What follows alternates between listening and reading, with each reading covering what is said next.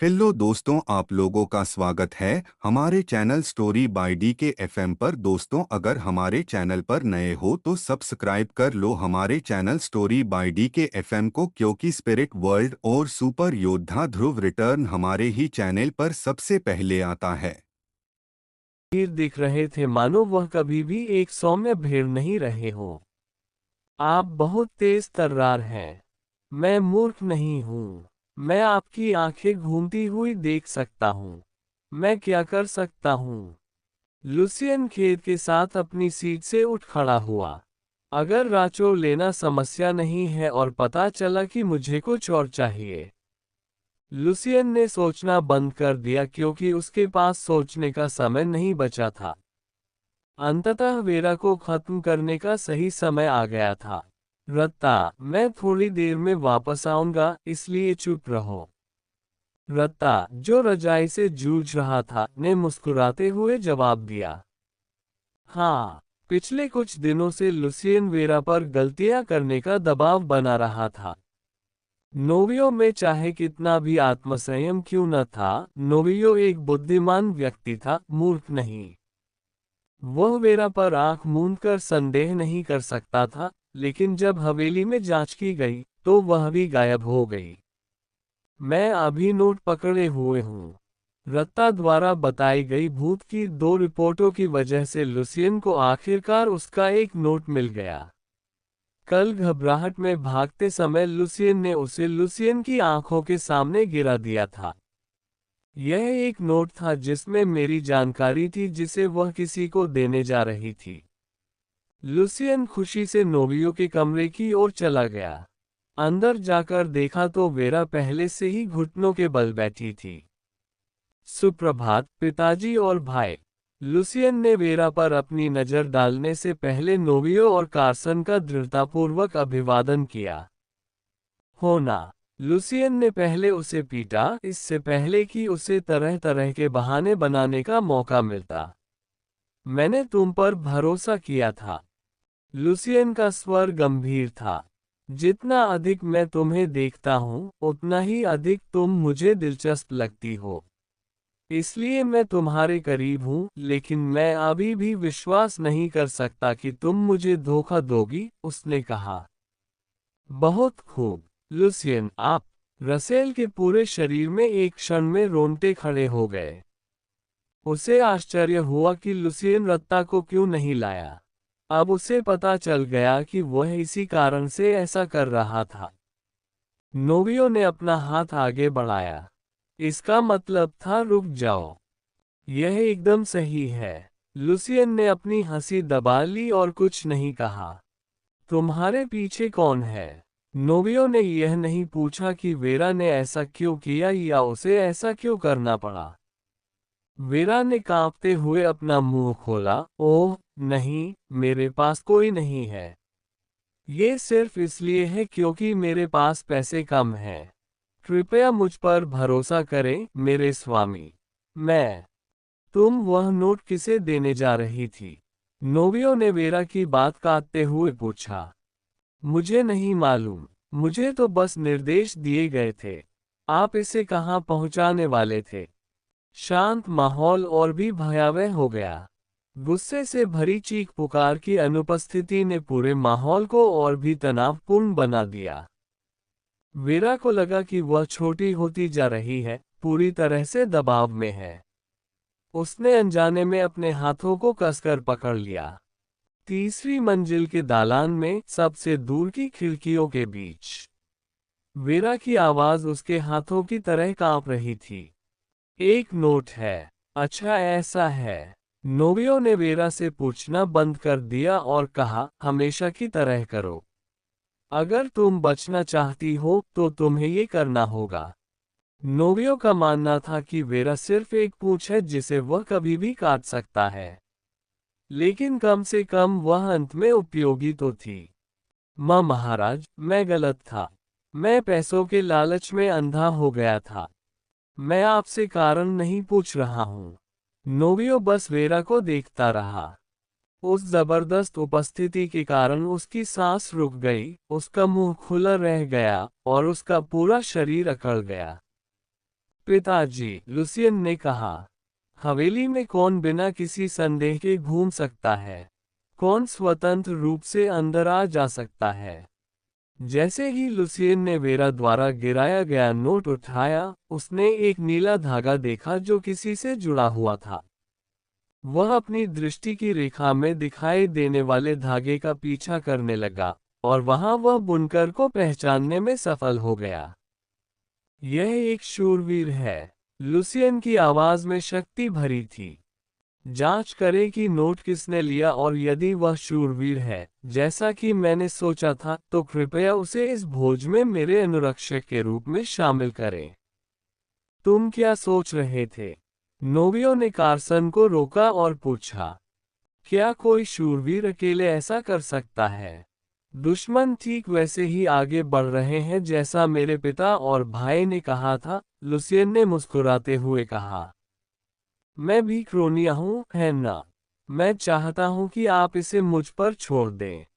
उन्होंने जिस भोज का जिक्र किया वह एक दिव्य पशु के जन्म का जश्न मनाने के लिए आयोजित भोज था। ये पिछले कई सालों में आयोजित होने वाला सबसे बड़ा भोज था। जो व्यक्ति जानकारी का लालची था, वह उस घटना से कैसे चूक सकता था? तारांकन, वहां बहुत सारे लोग हैं, इसलिए अधिक सतर्क रहें। कार्सन की तीखी टिप्पणियों ने लुसियन को अकारण ही परेशान कर दिया। रत्ता को बाहर जाना पसंद है। मुझे ये सबसे अच्छा लगता है। लुसियन ने सोचा कि अगर रट्टा ना होता तो शायद ये जमना जारी रहता, जो अपने पैरों से चिपका हुआ था और खुशी से चहक रहा था। काफी समय हो गया है, सिवाय उस समय के जब मैं बहुत छोटा था और अपने भाई के साथ बाहर गया था। लुसियन को नहीं पता था कि कार्सन इस स्थिति के बारे में क्या सोच रहा था। वह दोपहर के भोजन के बाद हमेशा की तरह दौड़ने ही वाला था कि अचानक कार्सन आया और उसे बाहर जाने के लिए तैयार होने को कहा। वह मना कर सकता था, लेकिन वह नीला धागा जो उसे, कार्सन को और किसी को जोड़ता था, अचानक प्रकट हो गया। इसलिए लुसियन ने हाँ कह दिया। वहां पहले से ही दो नीले धागे लपेटे हुए हैं। एक शूरवीर के लिए था, दूसरा नीला धागा था जो अभी अभी बना था। कटे हुए धागे किसी तरह लुसियन को परेशान कर रहे थे। मैंने तुम्हें बाहर आने के लिए कहा था क्योंकि मुझे कुछ खरीदना है। इसकी चिंता मत करो, कार्सन ने आखिरकार अपने उद्देश्य के बारे में बताया। जैसा कि लुसियन ने कार्सन के शहर में आने के समय से ही अनुमान लगा लिया था, कुछ अजीब था। ये कार्सन के व्यक्तित्व के अनुकूल नहीं था। क्या आप वेरा के कारण जानबूझकर यहाँ आए हैं? लुसियन का चेहरा जल्द ही विकृत हो गया। ये बहुत दूर की बात थी। आपका क्या खरीदने का विचार है? हवेली में केवल कुछ ही चीजें हैं जो तुम्हें पसंद हैं। तुम्हारा इससे क्या मतलब है?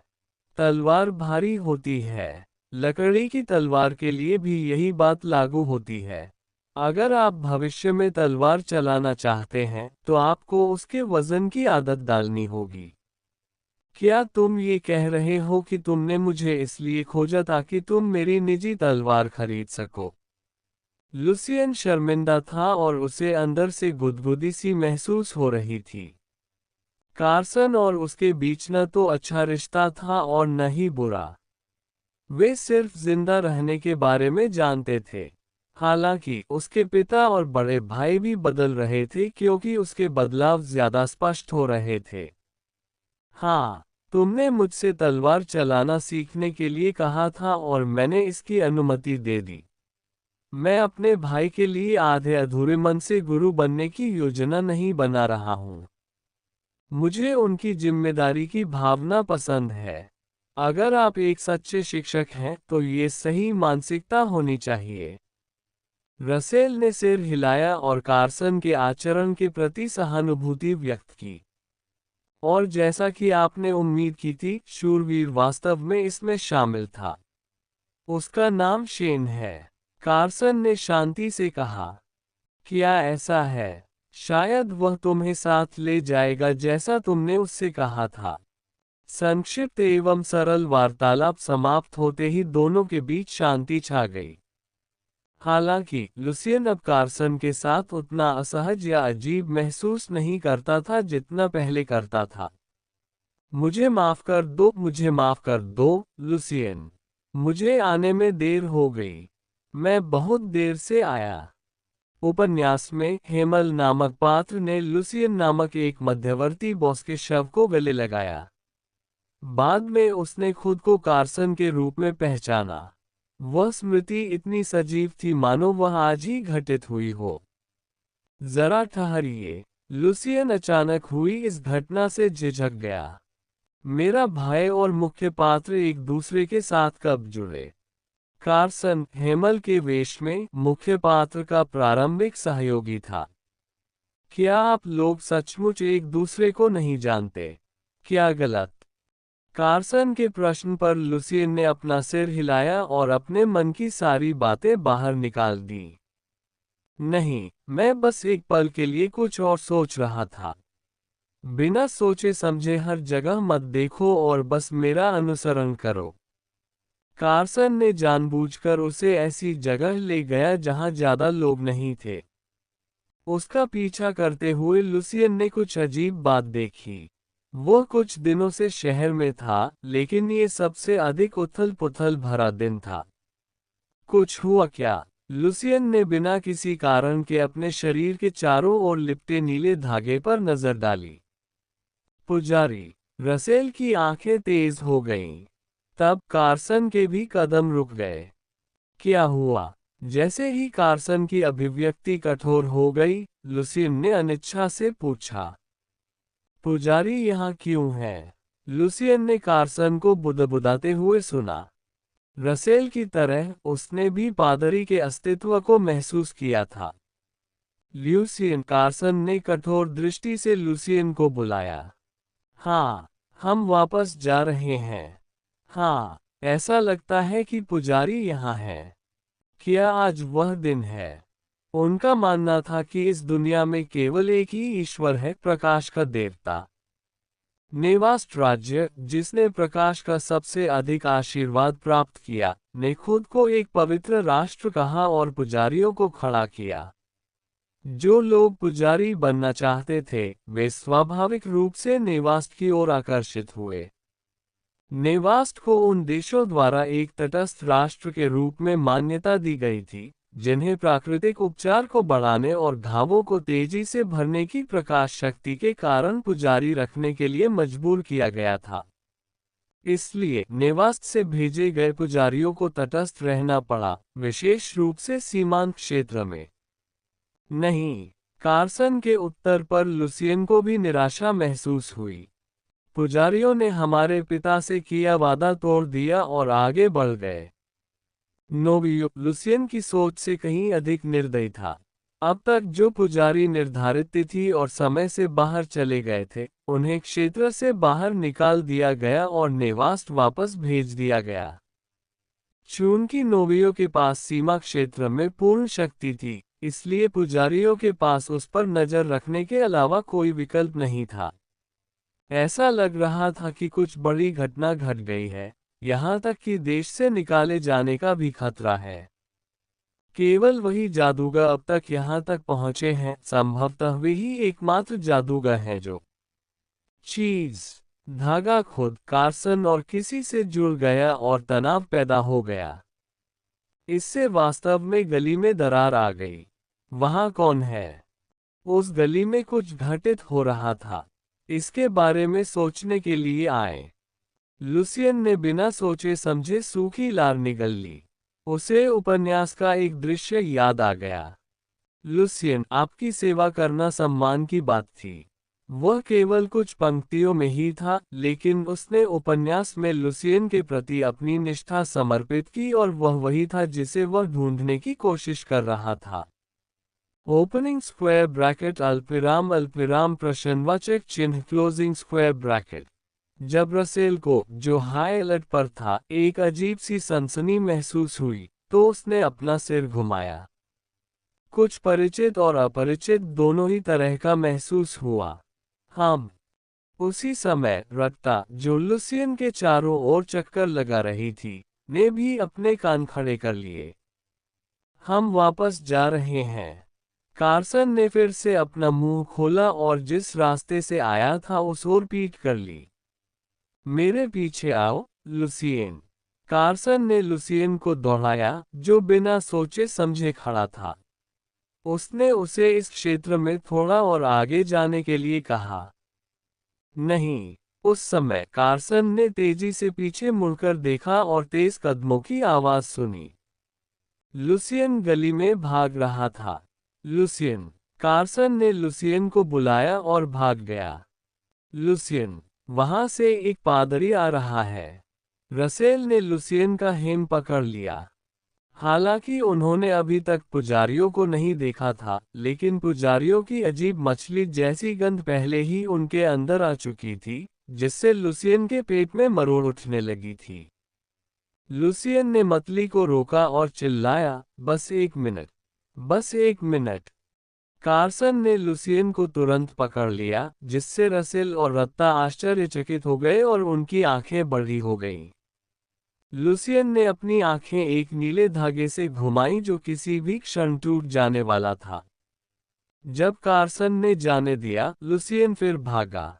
कई गलियों के चौराहे पर लुसियन बिना किसी हिचकिचाहट के धागे के साथ एक गली में वापस चला गया। जिस दिन उसे पुजारियों ने पकड़ लिया था, अगर उसे पता होता कि लुसियन उसी जगह पर है, तो वह बेवकूफ की तरह नहीं छिपता, भले ही वह अपनी जान बचाने के लिए चिल्लाता हो। उपन्यास की पंक्तियां लुसियन के दिमाग में घूम गईं। लुसियन ने लड़के को कूड़े के पास बैठे देखा। वह लड़का और वह स्वयं एक नीले धागे से जुड़े हुए थे। मुझे यह मिला। लुसियन को लगा कि उसका अंधकार अचानक एक क्षण के आनंद के लिए मचल रहा है। एक अजीब सी सतर्कता और प्रसन्नता के भाव में लुसियन ने एक छोटी सी सांस ली। ये भावना। रसेल ने अपनी आंखें चौड़ी कर ली। क्या यह उससे निकल रहा था? लेकिन मैंने पहले कभी ऐसा महसूस नहीं किया। रसेल उलझन में था, यहाँ तक कि लुसियन स्वयं भी, जो उस लड़के की पहचान जानता था, उसे धक्का दिए जाने की भावना से शर्मिंदा था। आहा, रत्ता आपकी मदद करेगा। रत्ता की प्रसन्नचित आवाज सुनकर लुसियन को एक क्षण के लिए राहत महसूस हुई। रत्ता लड़के के पास पहुंची और उसके कंधे पर चढ़ गई। उसने अपने अगले पंजे उसके चेहरे की ओर बढ़ा दिए। हाँ, रत्ता, तुम क्या कर रहे हो? लुसियन की आंखें कांप उठीं। उसे लगा कि रत्ता लड़के के अंदर अंधकार भर रहा है। अंधेरा अस्थिर है, इसीलिए रत्ता मदद कर रहा है। अंधकार से तुम्हारा क्या मतलब है? लुसियन कार्सन की उपस्थिति से सतर्क थे और उन्होंने जो कहना चाहा, उसे रोक लिया। क्या वह जादूगर नहीं है? पहली बात तो ये कि वह लड़का मनुष्य नहीं था। लुसियन ने अपने होठों को कसकर दबा लिया। वह लड़का एक ऐसा प्राणी था जिसे किसी भ्रष्ट जादूगर ने एक राक्षस की लाश का इस्तेमाल करके बनाया था, जो अब पूरी तरह से गायब हो चुका था। दूसरे शब्दों में, वह लड़का मानव रूप में एक अज्ञात प्राणी था। उसका नाम ह्यूम था और वह अपनी पर्यावरणीय सीमाओं के कारण न तो जादू का प्रयोग कर सकता था और न ही आभा का। मुझे यकीन है कि वह था कुरकुरा। जैसे ही ह्यूम से आ रही अजीब सी अनुभूति गायब हुई, नीला धागा काट दिया गया। क्या वह अजीब सा एहसास पूरी तरह से गायब हो गया? रत्ता, तुमने ये कैसे किया? रसेल ने जल्दी से रत्ता से यह कहने का आग्रह किया। रत्ता ने केवल अंधकार को बढ़ाया। उसका अंधकार अस्थिर था और ऐसा लग रहा था कि वह फटने वाला है। रत्ता मुस्कुराई जैसे उसे अपने आप पर गर्व हो। क्या आप अंधेरा देख सकते हैं? हाँ, रत्ता अंधेरा देख सकता है। क्या आप सचमुच इसे देख रहे हैं? रसेल आश्चर्यचकित हुआ और उसने अपना प्रश्न दोहराया। हाँ, रत्ता झूठ नहीं बोल सकता। क्या वह इसलिए अलग है क्योंकि वह एक दिव्य जानवर है? लुसियन ने एक पल के लिए रट्टा को देखा और फिर ह्यूम को खड़े होने के लिए मजबूर किया। उठो। फिर भी ह्यूम कांप रहा था। ह्यूम, जो कि लड़के का रूप था, ने इतनी शांति से अपना मुंह खोला कि यह विश्वास करना मुश्किल था कि वह डर गया था। आपकी बदौलत मेरी हालत सुरक्षित क्षेत्र में आ गई है। धन्यवाद, उसने कहा। जब वह लड़कों की तरह बोलता और व्यवहार करता तो लुसियन को अपने हाथ पर रोंगटे खड़े होने का एहसास होता। क्या मेरा अभिवादन गलत है? ह्यूम ने लुसियन की प्रतिक्रिया देखकर बिना पलक झपकाए पूछा। झूला। तलवार बाहर खींचे जाने की आवाज सुनकर लुसियन ने तत्काल पीछे मुड़कर देखा। कार्सन गंभीर चेहरे से ह्यूम को घूर रहा था। तभी लुसियन को एहसास हुआ कि वह पागलों की तरह व्यवहार कर रहा था। भाई, मैं समझाता हूँ। वापस आना। लेकिन कार्सन ने अपनी पीठ मोड़ ली और किसी पर गुर्राया। उस आदमी की वजह से शायद आपने ध्यान न दिया हो, लेकिन पुजारी आपके ठीक सामने है। अपने हाथों को देखिए। रसेल ने अपनी आवाज ऊंची करके कहा। लुसियन ने चुपचाप अपने हाथ की ओर देखा। जब उन्हें पता चला कि ह्यूम नहीं बल्कि वह स्वयं कांप रहे थे, तो उन्हें अचानक कंपन महसूस हुआ, जिसे वह अनजाने में भूल गए थे। मुझे खेद है, प्रकाश के पुत्र। हम यहाँ प्रकाश के क्रम को बाधित करने और अंधकार का अनुसरण करने वाली बुराई को खत्म करने के लिए हैं। एक पादरी ने कार्सन के सामने अपना सिर झुकाया। वहां एकत्रित हुए पुजारियों में वह एकमात्र ऐसा व्यक्ति था जिसने गहरे भूरे रंग का वस्त्र पहना हुआ था। प्रशिक्षु पुजारी काले वस्त्र पहनते थे, जबकि अर्ध पुजारी गहरे भूरे रंग के वस्त्र पहनते थे। कपड़ों का रंग जितना चमकीला होता था, व्यक्ति का पद उतना ही ऊंचा होता था। कार्सन ने शत्रुतापूर्ण स्वर में कहा, क्या मैं यह मान सकता हूं कि आप यहां मारे जाने के लिए दृढ़ संकल्पित खड़े थे? ये सही है। प्रकाश पूजक होने के नाते, हम अंधकार से दूषित किसी व्यक्ति को जीवित देखना बर्दाश्त नहीं कर सकते, भले ही उसे निर्वासित कर दिया गया हो।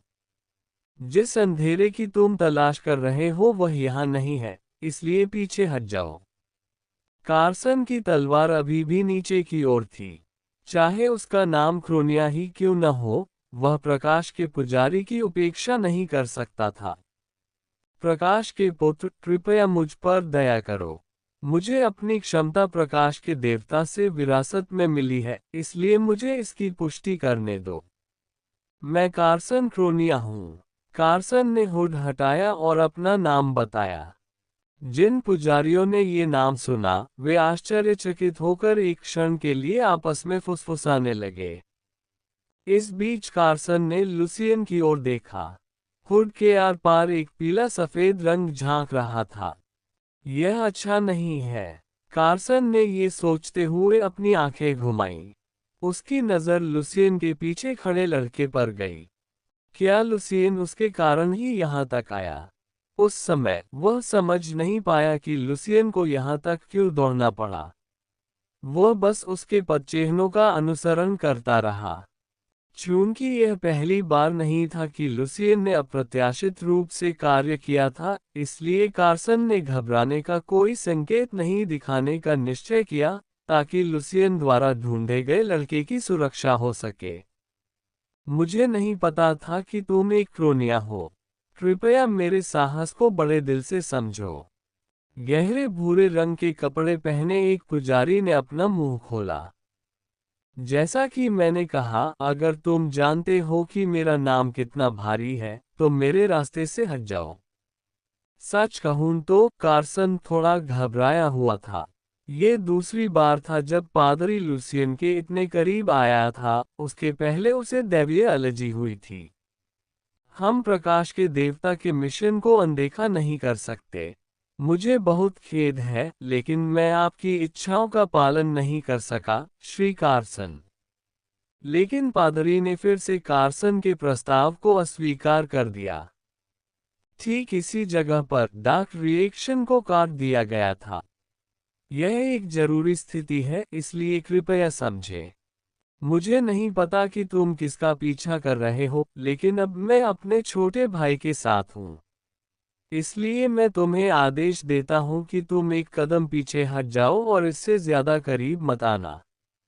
क्या तुम हमारे चले जाने के बाद उसे ढूंढ नहीं सकते? कार्सन, जिसने उससे पीछे हटने को कहा, और विक्की, जो पादरी था, ने अपनी आंखों से लड़ाई जारी रखी। इस दृश्य और बढ़ते तनाव को देखकर रसेल का मुंह सूख गया। यह पागल है। जैसा कि उसने पहले कहा था, वह एक प्रतिभाशाली जादूगर था जिसकी किस्मत खराब थी। इसलिए वह उन पुजारियों से आने वाली प्रकाश की ऊर्जा को आसपास तक फैलने से रोक सकता था। लेकिन लुसियन अलग था। रसेल को लुसियन का अंधकार तेजी से खत्म होता दिख रहा था।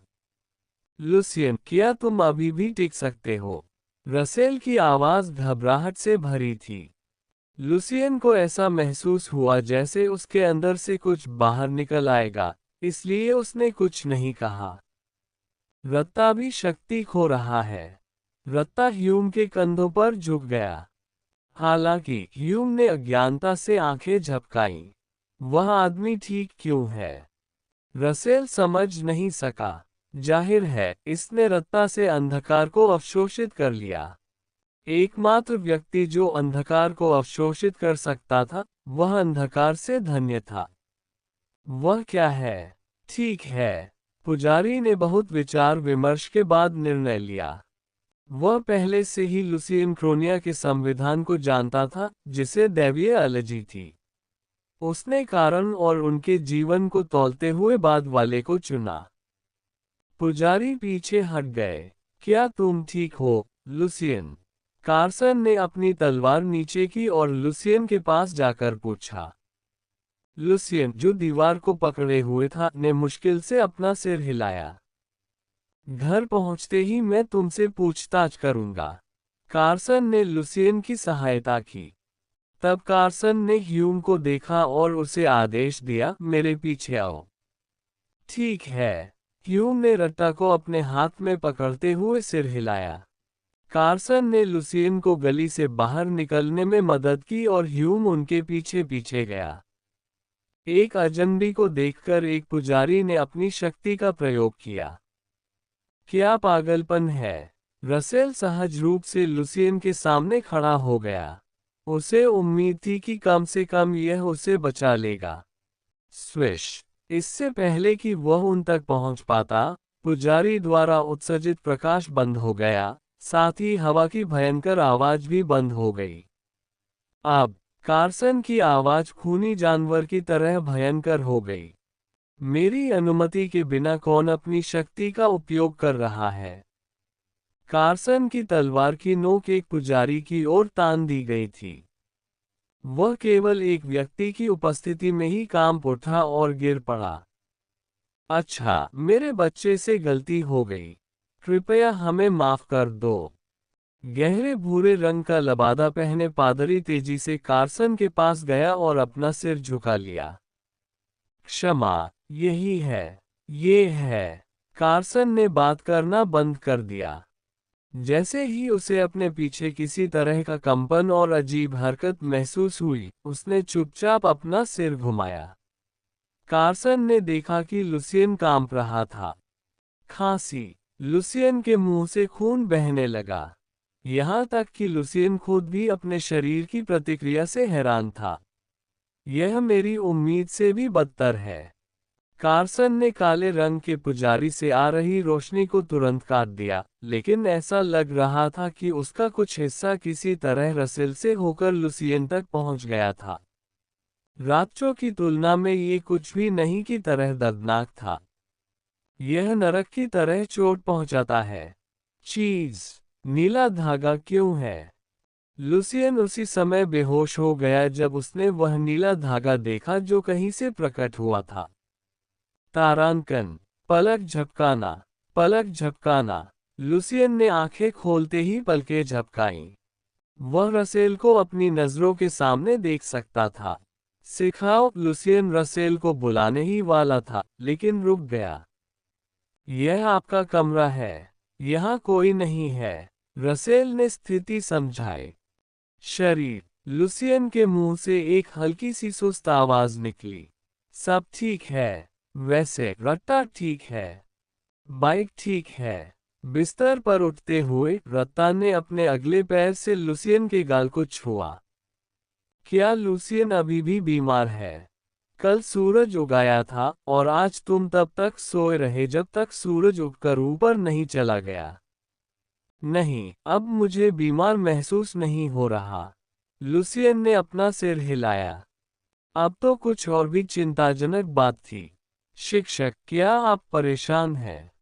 मैं नहीं, लेकिन मुझे लगता है कि अब ये गड़बड़ हो जाएगा। क्या मेरे भाई ने उसे मारा? ये सही है। उसने एक ही झटके में प्रकाश छोड़ने वाले आदमी को मार डाला।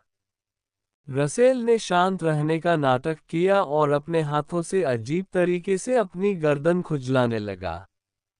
कारण चाहे जो भी रहा हो, ये तथ्य कि कार्सन ने एक पादरी की हत्या की, एक बड़ा हंगामा था। मेरे पिता। अरे कोई बात नहीं, मैं खुद ही सुन लूंगा। अब भोज में क्या होने वाला था? लुसियन का चेहरा इस तरह से मुरझा गया मानो वह राख छिड़के हुए पके हुए चावल का स्वाद ले रहा हो। जो आप लाए थे। रसेल ने संकोच किया लेकिन फिर भी इस मुद्दे को उठाया। लुसियन, जो यह उम्मीद कर रही थी कि वह क्या कहेगा, ने शांति से उत्तर दिया, जैसा कि आपने उस समय महसूस किया होगा, मैंने बस उस अजीब भावना का अनुसरण किया। नहीं, मैं आप पर शक नहीं कर रहा, लेकिन वह थोड़ा अजीब है। रसेल सतर्क और शर्मिंदा था और अधिक सावधानी से बोल रहा था ताकि लुसियन उसके प्रश्न को गलत न समझ ले। रत्ता को कुछ भी अजीब बात नहीं मालूम। रत्ता के अगले पांव ने पुनः लुसियन के गाल को दबाया। तुम्हारे साथ क्या गलत है? लुसियन ने रत्ता की पीठ पकड़कर अपने शरीर का ऊपरी हिस्सा ऊपर उठाया। वह मुझे देख सकता है, लेकिन मुझे यकीन है कि वह कोई जादूगर नहीं है। हाँ, ये जानते हुए कि ह्यूम एक राक्षस था, लुसियन अपना आश्चर्य छिपा नहीं सका। भूत देख रहे हो? हाँ, मुझे पता है कि यह कितना बकवास लगता है। मैंने आपको बताया था कि भूतों को केवल वही लोग देख सकते हैं जिन्हें अंधकार का आशीर्वाद मिला है। क्या यह अब संभव है? यह असंभव है, रसेल ने दृढ़ता से कहा। जल्द ही वह भौचक्का हो गया। लेकिन अब केवल एक ही बचा है। क्या आपके पास कोई अनुमान है? नहीं, मुझे लगता है कि यह बहुत हास्यास्पद है। रसेल, जो कुछ कहने ही वाले थे, ने जल्द ही हार मान ली। तुम्हें पता नहीं था कि ह्यूम एक राक्षस था, है ना? लुसियन ने इस बारे में और कोई प्रश्न नहीं पूछा, क्योंकि उसे संदेह हो सकता था कि वह कुछ और जानता है। जहां वह अब है। तारांकन। ह्यूम ने जब लुसियन को कमरे में प्रवेश करते देखा तो वह खिलखिलाकर मुस्कुराया। ओह, हेलो। ह्यूम के नहाने के बाद लुसियन को लगा कि वह एक अलग व्यक्ति बन गया है, इस हद तक कि उसे याद नहीं रहा कि जब ह्यूम एक कोने में सिकुड़कर बैठा था तो वह कितना फटा हुआ लग रहा था। हाँ, लुसियन ने सिर हिलाया और कमरे की ओर देखा। फिर भी मेरे पिता ने उनका अतिथि के रूप में स्वागत किया। ये सौभाग्य की बात थी कि नोवियो ने ह्यूम को अतिथि कक्ष में रहने दिया। धन्यवाद। ह्यूम ने लुसियन को झुककर प्रणाम किया और उसने लुसियन के पैर के पीछे से रट्टा को अपनी ओर देखते हुए देखा। मैंने नमस्ते कहना सीखा। क्या ये सही है? वह कोई 3 साल का बच्चा नहीं है। उसकी बातों में क्या बुराई है? रसेल को ऐसा लगा कि ह्यूम के स्वर में कुछ अजीब था, उसने अपनी बाहें मोड़ ली और उसे घूरने लगा। वास्तव में, ये पहली बार है जब मैंने ऐसा कुछ कहा है। ओह, तो मुझे उम्मीद है कि आप समझ गए होंगे। ह्यूम एक पल के लिए परेशान हो गए और जल्द ही मुस्कुराते हुए जवाब दिया। क्या तुम सचमुच शिक्षक को देख सकते हो? लुसियन को ये देखकर पुनः आश्चर्य हुआ कि ह्यूम रसेल को उत्तर दे रहे थे। हाँ, मैं उसे देख सकता हूँ, ह्यूम ने उत्तर दिया और अपना सिर हिलाया। आप नहीं, मास्टर नहीं। मैं आपको क्या बुलाऊं? मैं गलत नाम रखने के लिए डांट खाना नहीं चाहता। तुमने मेरा नाम सुना। ह्यूम मुस्कुराए, मानो उन्होंने लुसियन की बात समझ ली हो। मैं ये भी जानता हूँ कि युवा मास्टर लुसियन एक जादूगर है। ह्यूम ने वॉलॉक शब्द का उच्चारण बहुत धीमी आवाज में और सावधानी से किया। युवा मास्टर लुसियन के अंधकार ने मुझे कुछ वर्षों में सामान्य रूप से कार्य करने की अनुमति दी है। तुम किस बारे में बात कर रहे हो? मुझे अतीत में राक्षस कहलाने वाला प्राणी बना दिया गया था। मैं एक संपूर्ण राक्षस नहीं बन पाया, इसलिए मुझे लगातार अंधकार की आपूर्ति की जाती थी। सचमुच नहीं, वे अब इस देश में नहीं हैं। रसेल की आवाज तेज हो गई। ह्यूम ने अचानक अपनी जीभ बाहर निकाली। उसकी जीभ पर एक काला सितारा बना हुआ था, जो कि एक भूत द्वारा जादूगर के सामने समर्पण करने पर बना एक प्रतीक था। वह वहां क्यों है? लुसियन ने सोचा, उसकी आंखें संदेह से भरी थीं। ह्यूम ने कहा, मैंने आपकी सेवा करके मुझे बचाने का बदला चुकाने का फैसला किया। आपने अभी जो पैटर्न देखा है, वह इसका सबूत है। वह खिलखिलाकर मुस्कुराया, मानो उसने कोई दुर्घटना नहीं की हो। ओपनिंग स्क्वायर ब्रैकेट अल्पविराम डॉट क्लोजिंग स्क्वायर ब्रैकेट उद्धरण चिन्ह अल्पविराम डॉट उद्धरण चिन्ह। रसेल भी ह्यूम की टिप्पणी सुनकर कुछ देर के लिए अवाक रह गए। ओह, क्या मुझे ऐसा नहीं करना चाहिए? ह्यूम ने दोनों की उदासीनता को देखकर पलकें झपकाते हुए पूछा। लुसियन ने आह भरी और अपने बाल ऊपर उठा लिए। वैसे भी वह ह्यूम को अपने बटलर और अनुरक्षक के रूप में लाने वाला था। मुझे नहीं पता कि उसने इतनी आसानी से आज्ञा क्यों मान ली, लेकिन मैं अनावश्यक परेशानी से बचकर खुश था, उसने सोचा। लुसियन ने अपने आंतरिक विचारों के विपरीत कठोर चेहरे से कहा, बिल्कुल नहीं, लोगों के सामने खुद को प्रकट करना मना है, जैसा कि तुमने कुछ समय पहले किया था। ठीक है, मैं इसे अपने दिमाग में रखूंगा, ह्यूम ने सिर हिलाते हुए कहा। मैं उससे पहले आपसे पूछूंगा। लुसियन के शब्दों पर ह्यूम ने पुनः सिर हिलाया। लुसियन ने भौहें सिकोड़ते हुए कहा, मुझे जवाब दो। ठीक है, तुम्हारे शरीर पर काला सितारा कैसे अंकित हुआ? जब लुसियन ने पूछा तो ह्यूम की नजर रट्टा पर पड़ी। तुमने मेरे अंदर अंधकार ला दिया। मैंने अंधकार को स्वीकार कर लिया। इसके अलावा मैं इंसान नहीं हूँ। ह्यूम की आंखें एक मासूम बच्चे की आंखों की तरह चमक उठीं। तो क्यों? लुसियन ने पूछा।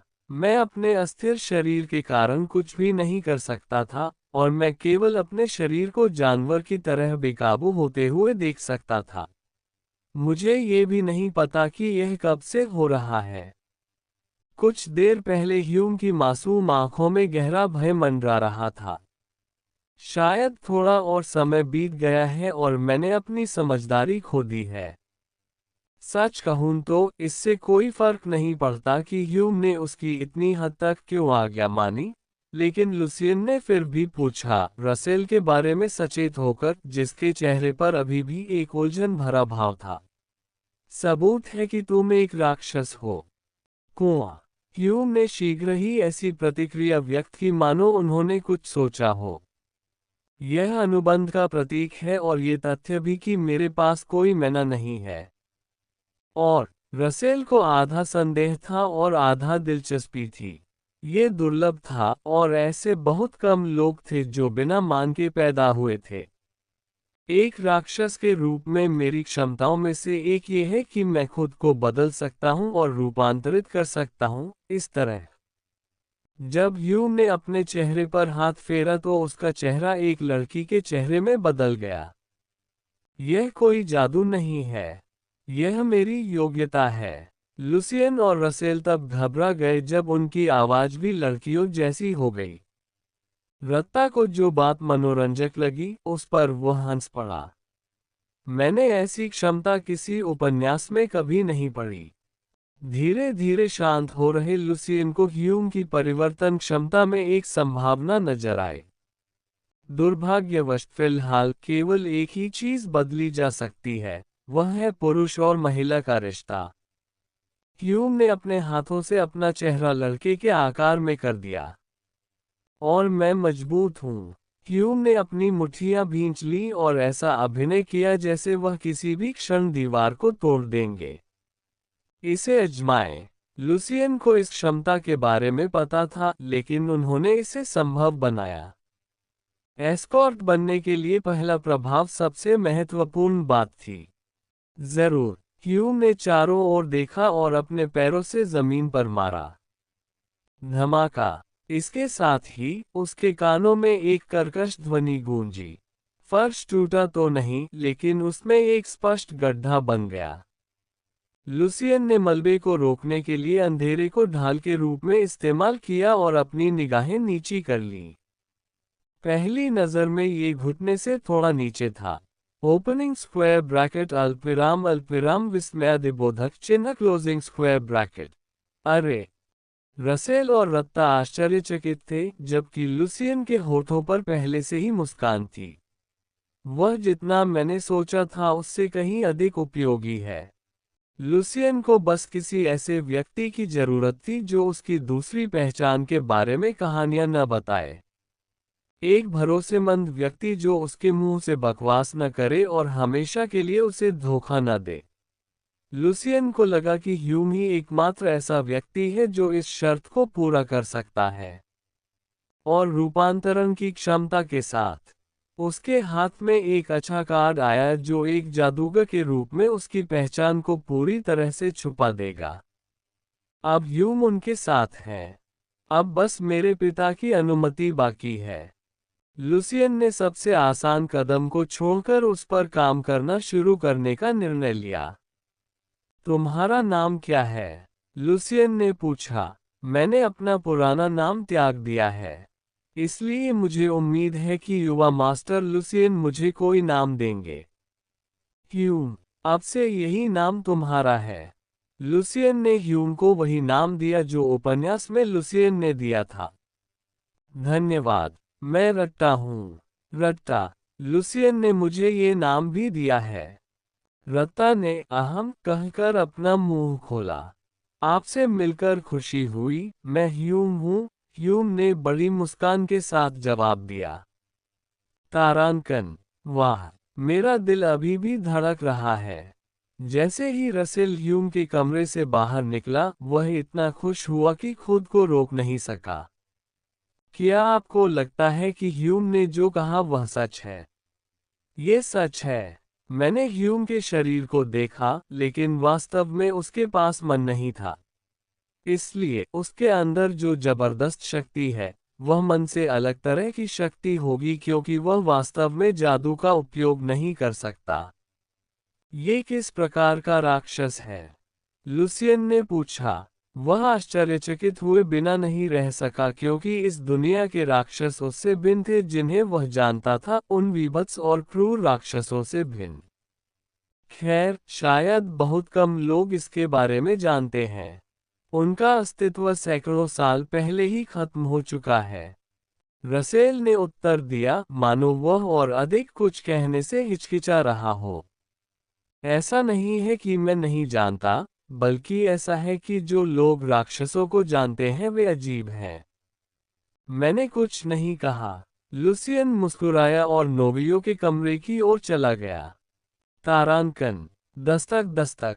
लुसियन ने नोबियो का दरवाजा खटखटाया। दरवाजा खोलने वाला एंथनी ही था और उसे देखकर चौंक गया। यंग मास्टर, उसने हकलाते हुए कहा।